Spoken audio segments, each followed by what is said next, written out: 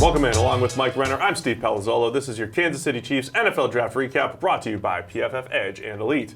Mike, the Kansas City Chiefs traded away their first rounder for Frank Clark. So without a first rounder, we have to evaluate the actual players that they selected. Their first selection, very interesting one, 56 overall, Hardman from Georgia, trying to maybe get the same skill set that Tyreek Hill provided on that offense as maybe some insurance to see, what happens with Hill. Yeah, Hill in all likelihood, it would appear, is not going to be on the Chiefs for much longer. Hardman, though, has that high-end athleticism that you love, has that slot ability, has that sort of gadget player ability to take screens and then take those to the house, to return punts, to return kicks. He can replace all that. I'm not sure he can replace Tyreek Hill as a downfield weapon in contested situations. Didn't have a single catch this past year. Single contested catch. That's a little worrisome. Just the production there at Georgia, not up to snuff. Now, I get betting on the athletic traits, but his ball tracking, that sort of thing, is worrisome to me. It's not near the level of Tyreek Hill. What really makes him special is he can make contested catches. He can make,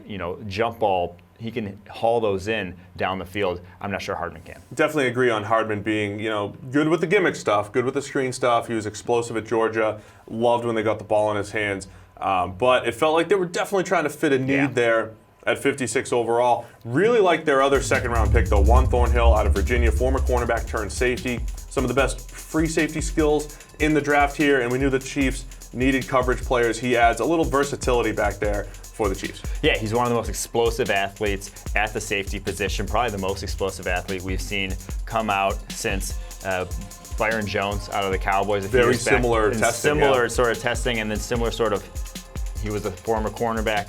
Byron Jones was moved to safety. Juan Thornhill actually moved to safety from cornerback in college there at Virginia. I think he can bring that sort of do-it-all safety to that Chiefs defense. Just more talent on the back end that they've definitely been missing. Yeah, looking forward to seeing how the Chiefs use him there. And then you look at third-round pick Colin Saunders out of Western Illinois, big 320-pounder, but very athletic.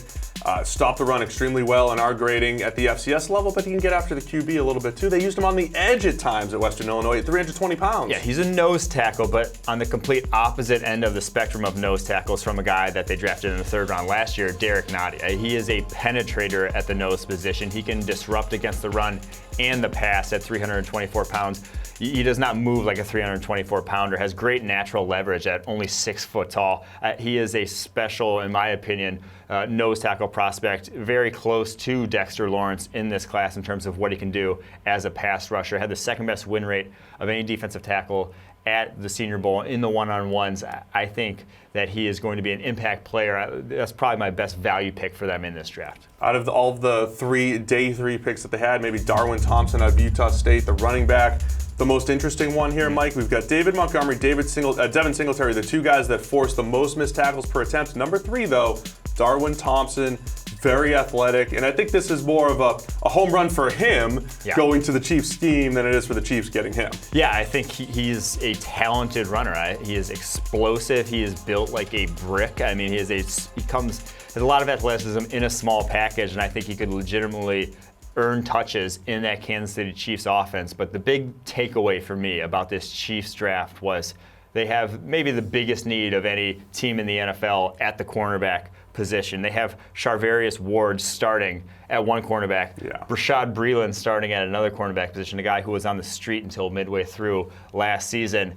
That is concerning, and they didn't even touch that position in this draft. They're going to be playing did.